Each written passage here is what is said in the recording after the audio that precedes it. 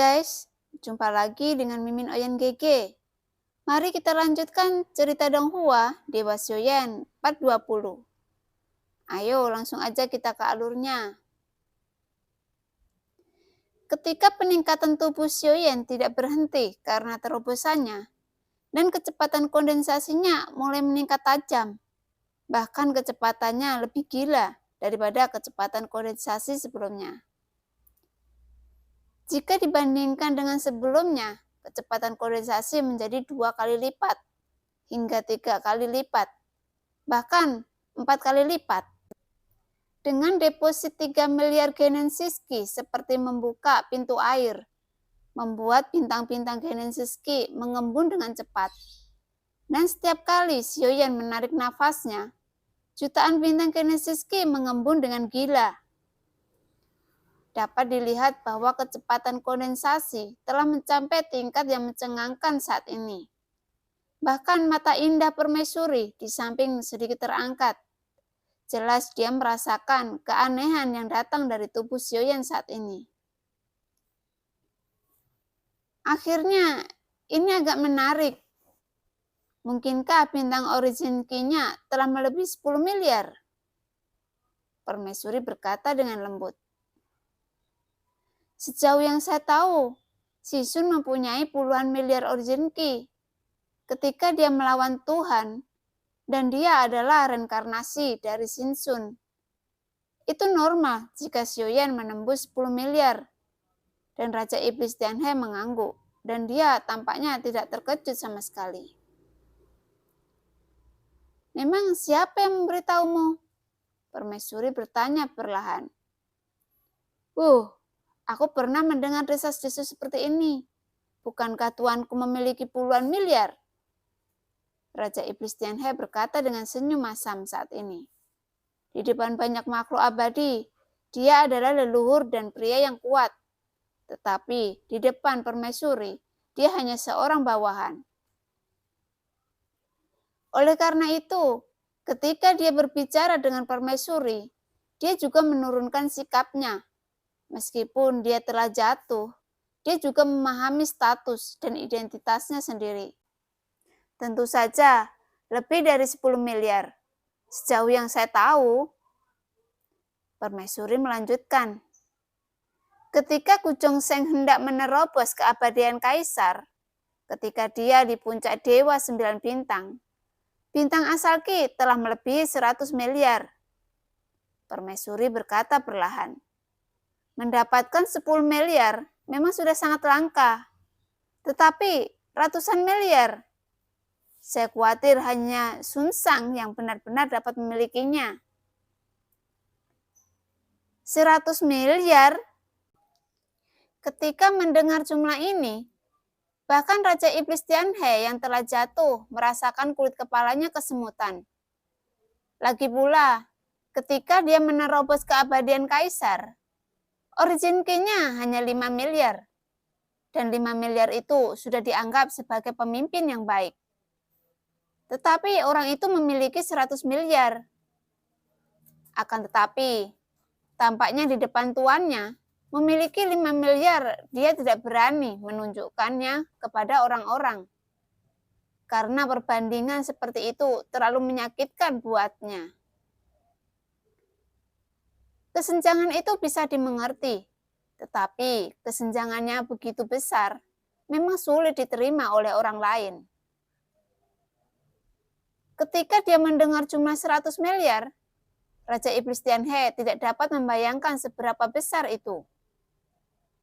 Memiliki kebebasan origin key yang telah tercapainya. Memiliki ratusan miliar origin key setara dengan mengandung lebih dari selusin sumber daya tingkat tinggi yang berada di dalam tubuh. Apa yang harus diributkan? Lagi pula, di era yang luas ini, di bawah aliran waktu yang begitu agung, hanya satu makhluk tertinggi yang lahir, dan itu biasa untuk melawan langit. Permaisuri berkata dengan ringan. Tentu saja, dia tidak akan mengatakan bahwa ketika dia mendengar jumlah 100 miliar pada waktu itu, dia melihat wajah kecil Kujong Seng dan seluruh tubuhnya penuh dengan pemujaan. Bisa menembus 10 miliar tidaklah buruk baginya. Lagi pula, Gujongseng membutuhkan hampir 10.000 tahun untuk menembus 100 miliar. Dan dia telah tinggal di puncak dewa bintang 9 yang berjuang. Bahkan jika ada banyak peluang untuk menembusnya melalui keabadian, dia dan aku memilih untuk menyerah. Permaisuri melanjutkannya. Dan Raja Iblis Tianhe memiliki tatapan ingin tahu di matanya ketika dia mendengar kata-kata itu. Dan sepertinya hanya Permaisuri yang tahu masalah kehormatannya. Namun Raja Iblis Tianhe belum pernah mendengar semuanya. Jadi dia juga menunjukkan ekspresi penasaran. Bahkan jika dia tidak menembus keabadian, Gujongseng yang memiliki ratusan miliar sumber ki di puncak bintang 9 dewa yang berjuang, itu dapat bertarung melawan keabadian kaisar di langkah ketiga atau keempat. Permaisuri penasaran ketika dia melihat Raja Iblis Tianhe berbicara dengan lembut.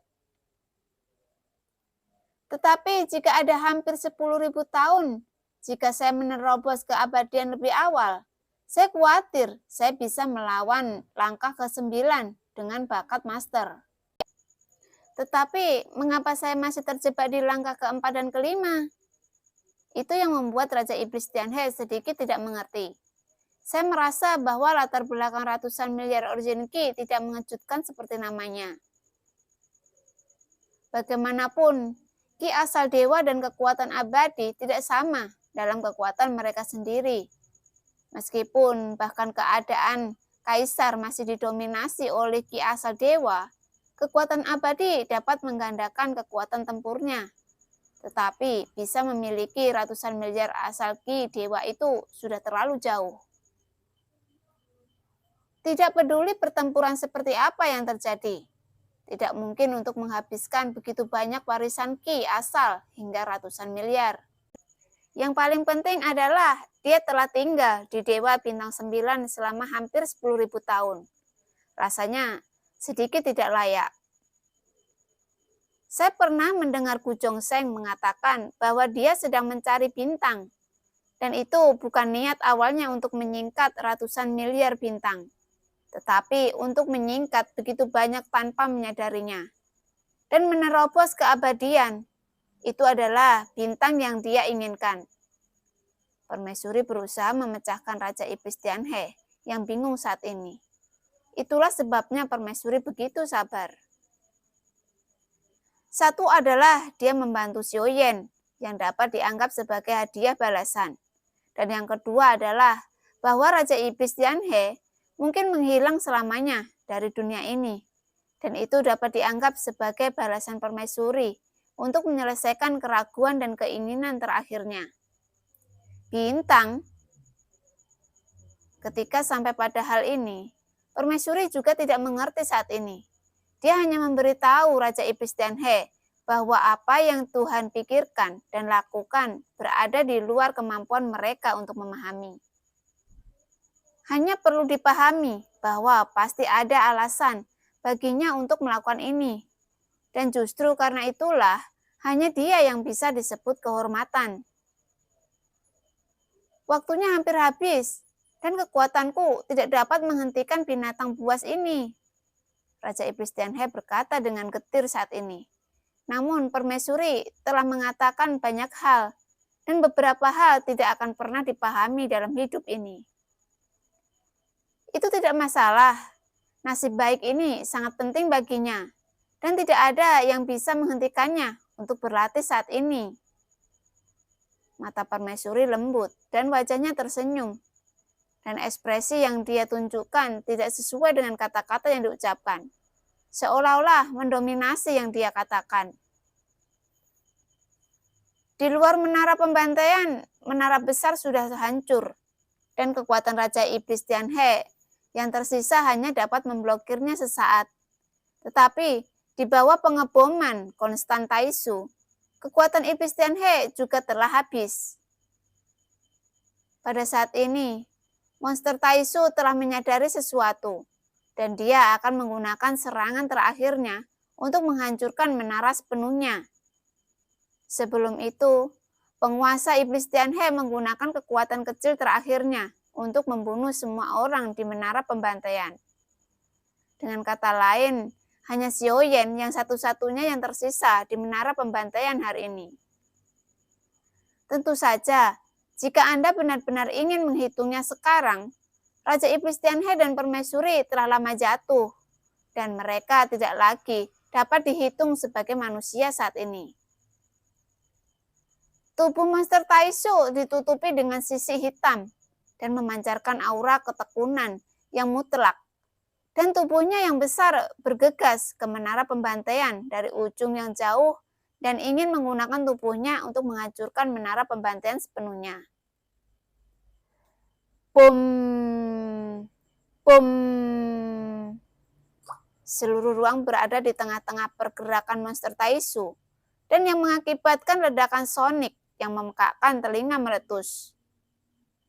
Kecepatannya tampaknya lambat. Itu karena monster itu terlalu besar.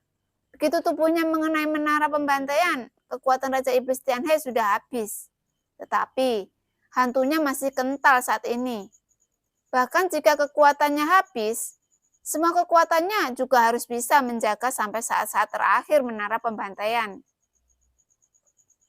Karena menara pembantaian adalah satu-satunya bukti terakhir bahwa dia masih hidup di dunia. Jika runtuhnya menara ini, itu juga jatuhnya Raja Iblis Tianhe yang sebenarnya.